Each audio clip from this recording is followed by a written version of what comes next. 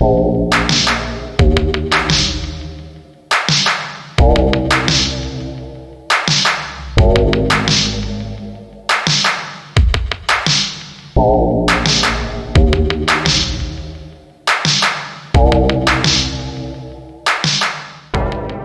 you spent $1 million every single day starting the year the United States was founded in 1776, you would still have over $10 billion left today.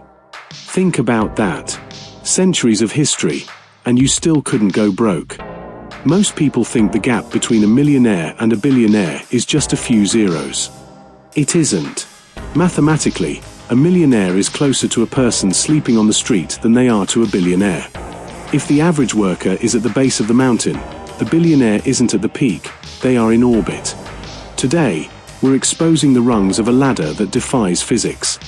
But before we climb, you have to acknowledge that this ladder changes shape depending on where you stand. The 1% Club is deeply local. While global data shows the entry threshold sits at roughly $1 million, that fee fluctuates wildly depending on the zip code of your ego. In Monaco, $1 million doesn't make you a millionaire, it makes you a renter. You need $12.4 million just to get in the door. In Switzerland, the tax is $6.6 million, while in the US, the gatekeepers demand $5.1 million.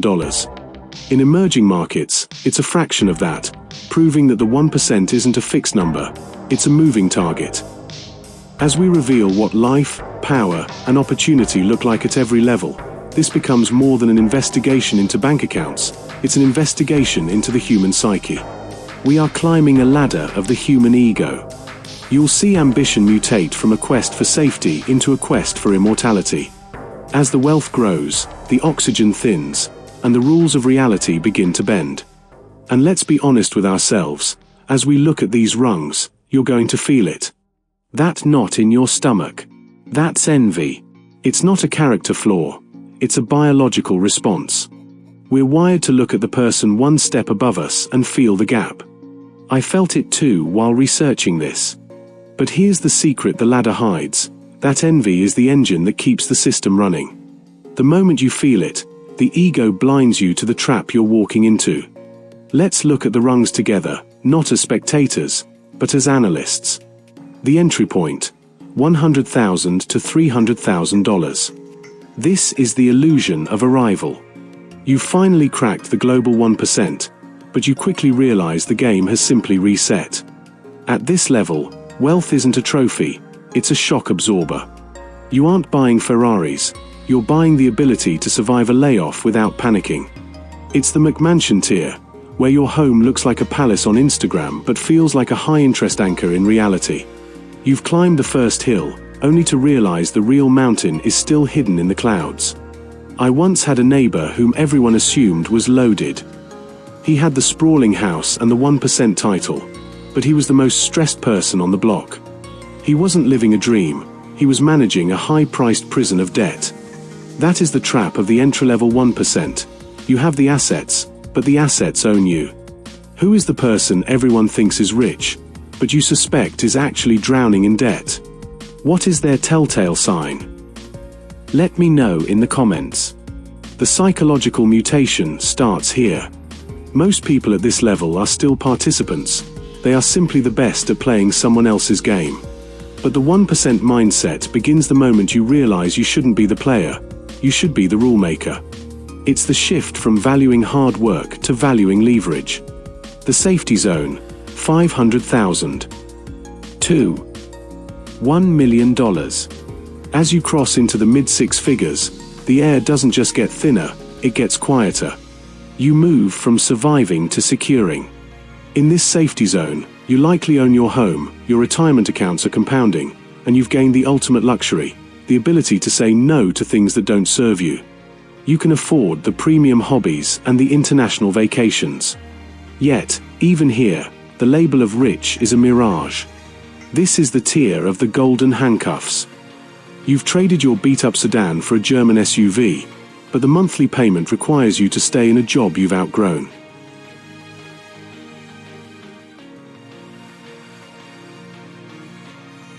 You have the tells of wealth, the Peloton, the $12 juice. But the real shift at this level is the move toward frictionless living. You aren't just buying things, you are buying the removal of life's annoyances. You stop booking your own flights, a concierge does it. You stop cleaning your own home, a staff manages it. But here is the trap: as you remove the friction, you remove the humanity. You reach what the world considers the dream, only to realize you've paid to be isolated from the very world you worked so hard to conquer. It doesn't buy a yacht, it buys a high-end isolation chamber, yet you're still checking your work emails at 2 a.m. This is where status fatigue sets in. When you can technically buy anything in a standard catalog, nothing feels special anymore. The luxury becomes a baseline, and the baseline becomes a burden. This is the philosophy of just a little more, a gilded cage where the bars aren't made of debt anymore, but of your own rising expectations. You aren't running to stay alive, you're running to keep up with a version of yourself that always stays one step ahead. This is where the ego plays its cruelest trick. You tell yourself, once I hit 1 million, I'll relax. But then you get there, and your ego moves the goalpost. Suddenly, you aren't comparing yourself to your old self. You're looking at the guy with $5 million and feeling poor again. It's a psychological haunting. No matter how much you have, your ego makes you feel like you're failing if someone else has more. The classic millionaire: 1 million. 2. $10 million. At $1 million, the label of rich becomes a mirage. Cross this line, and you enter the world of the everyday millionaire. But there is a hidden divide here, the difference between the high-income slave and silent wealth. At the lower end, you are what UBS calls an everyday millionaire. There are 52 million of you globally, a group that has quadrupled since 2000, not because of a sudden boom in talent, but because real estate and asset prices exploded. You are living very well, but you aren't elite. You aren't buying yachts, you aren't lobbying politicians, and you aren't shaping industries. You're just comfortable. The real shift here isn't about luxury. It's about the realization that salary is the bait, and ownership is the escape. At this level, you see the high-income slave, the surgeon or corporate lawyer earning $500,000 a year who is still poor in terms of time. If they stop cutting or stop billing, the money stops flowing. Contrast that with the silent wealth of the person who bought a boring warehouse or a car wash a decade ago. While the surgeon is exhausted at 2 a.m., the owner is sleeping while their assets work for them. Serious wealth doesn't work for money, it makes money move. This is a total mental rewire, moving from the psychology of how can I do this, to what asset can do this for me. You are finally detaching your time from your value. This is the most painful mental mutation, the total deletion of the connection between time and money. While a millionaire is still proud of their high hourly rate, a billionaire in waiting is obsessed with equity. If you still know exactly how much you make per hour, you haven't crossed this mental bridge yet. You don't want to earn, you want to own. I've sat in rooms with people at this level. There is a specific kind of quiet wealth here. They don't wear big logos, they wear clothes that look like they cost $50 but actually cost $5,000. To them, your salary is a fun hobby. Their capital is the only thing that's real. Be honest, if you hit that $10 million mark today, would you actually stop? Or has the ladder already convinced you that your number is much higher? The power players: 10 million. 2. $100 million. At $10 million, the ladder stops being about what you can buy and starts being about what you can do. The currency is no longer money, it's influence. You've moved beyond being a millionaire and entered the world of the high net worth individual. At $10 million to $30 million. You aren't just living comfortably, you're playing the wealth game at a professional level. You have access to private banking and exclusive networks that are invisible to the public.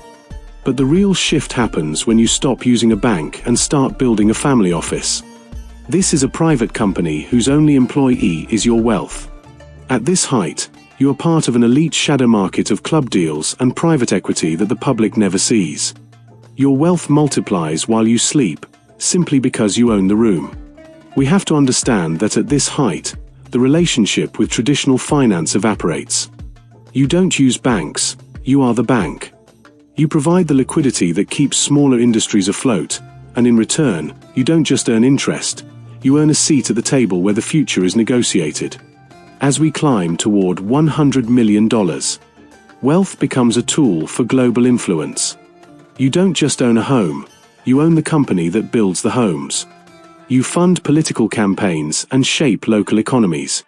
Over 80% of your net worth is now in financial assets. At this level, your wealth is a ghost. It lives in digital ledgers, offshore holding companies, and private equity funds, moving across borders faster than the taxman can blink. While the rest of the world trades hours for dollars, you are trading access for multipliers. At $100 million, the world stops having the word no in its vocabulary. It's like playing a video game with the cheat codes turned on. This is the reality distortion field. You stop asking, is this possible? And start asking, who do I need to move to make this happen? You move from negotiating with reality to dictating it. When their homes look physically impossible, it's proof that their will is now stronger than the world's rules. When you can pay a $10 million fine like it's a parking ticket, you don't live in the same society as everyone else. You aren't just playing the game, you're the one who bought the stadium. But here is the terrifying reality: the gap between 100 million and $1 billion is actually larger than the gap between 0 and $100 million. It's a mathematical chasm that changes your DNA. So, let's get real in the comments. If you woke up tomorrow with $100 million in your account, what is the first rule of society you'd stop following? The billionaire threshold, the $1 billion mark. Now we reach the $1 billion mark, where wealth becomes abstract. We aren't talking about penthouses anymore. We are talking about sovereign estates.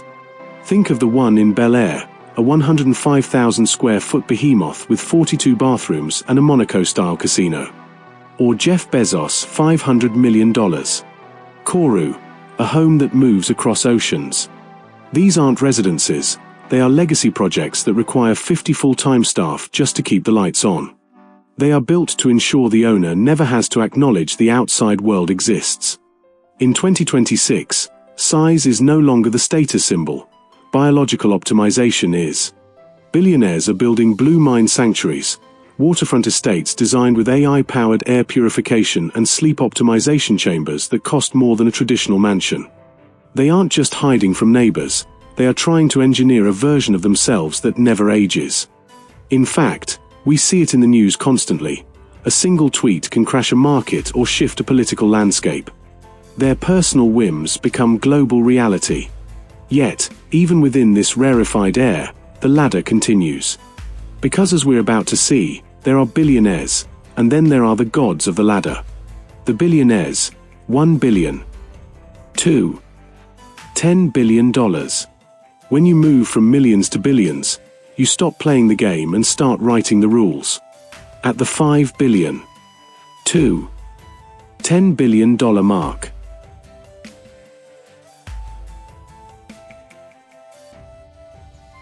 You aren't just wealthy, you are a global player with a voice that echoes across continents.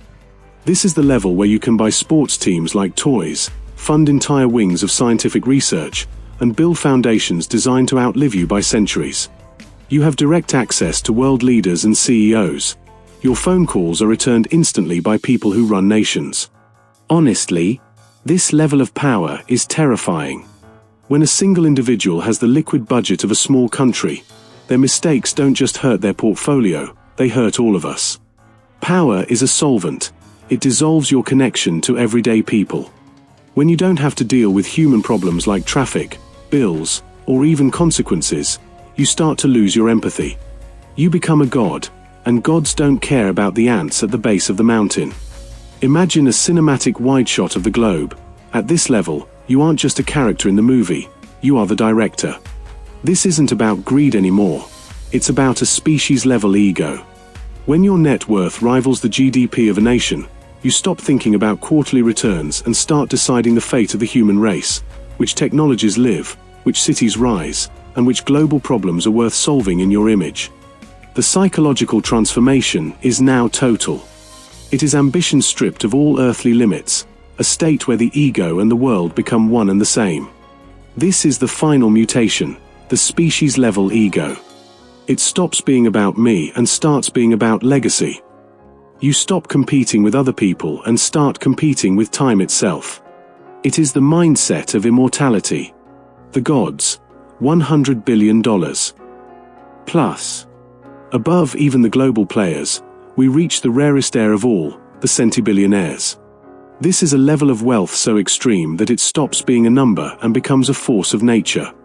At $100 billion, you are reshaping the very course of human technology. You fund space programs, you build cities, and you influence global policy on a scale that rivals entire nations. This is the ghost economy. At $100 billion. You don't use money, you use value-add assets. If you lose $100 million on a bad trade, it is the mathematical equivalent of a normal person losing a penny on the sidewalk. You wouldn't even break your stride. At this height, you are no longer a person, you are a legacy engine. Your home isn't a house, it's a node in a global network of power. You don't live in a country, you live in the cloud, moving between private islands and city blocks that you own entirely. These individuals don't live in the future, they are the ones deciding what the future looks like for the rest of us. The next time you hear someone talk about the 1%, remember this ladder. Remember that the rungs are miles apart. Wealth at this height is no longer about money, it's about the absolute power to shape the world in your image. The final twist.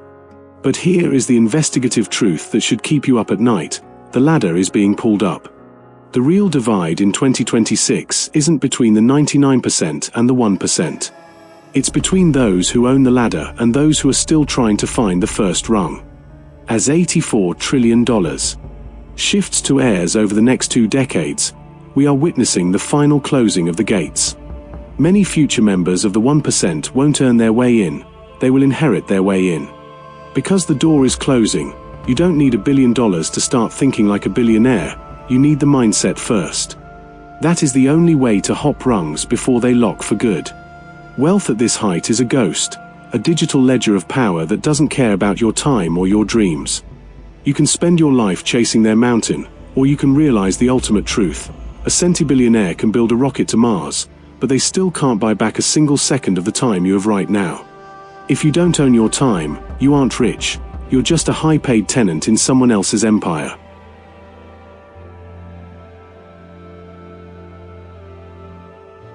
Don't just watch the ladder move. Understand the story of the climb. At 1% Billionaires, we don't just highlight wealth, we reveal the essence of the 1%. Our mission is to narrate and curate the finest examples of luxury living, showcasing the comfort, style, and legacy behind every choice, brand, and experience. We believe in narrate, don't just showcase, because true luxury is more than possessions. It is a story of elegance, exclusivity, and timeless sophistication. Every image becomes a narrative, and every detail a chapter in the billionaire lifestyle. The perspectives we share are original and not found anywhere else on YouTube or social media. They are meticulously crafted by our human team to inspire, captivate, and elevate your imagination.